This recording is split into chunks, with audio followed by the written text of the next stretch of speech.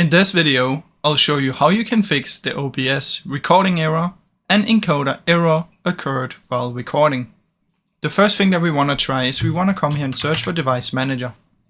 In here, find Display Adapters, right click on your GPU and update the driver. Search automatically and make sure you have the best driver installed.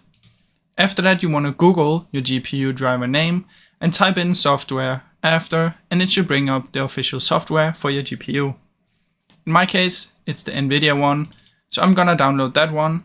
Come in here and make sure you take the latest download.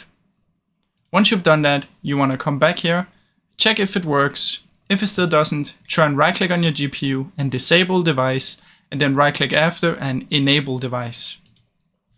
After that, if it's still not working, another thing we can try is we can try and open up our OBS. So come in here, go to File, and open up the settings. Now just give it a few seconds to load, and once we're in the settings, what you want to do is head over to Output.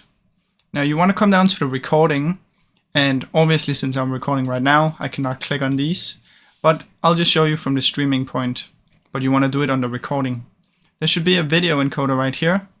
You want to click on it and try and select software. If yours says hardware, try and select the software and see if that works. If yours says software already here, you want to choose the hardware NVEC H264. So try and change those around, apply an OK, and see if it works now.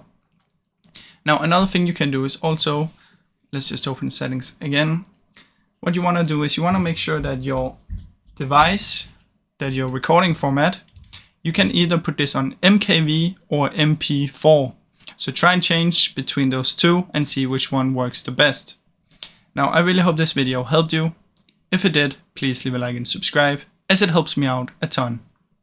Thank you so much for watching.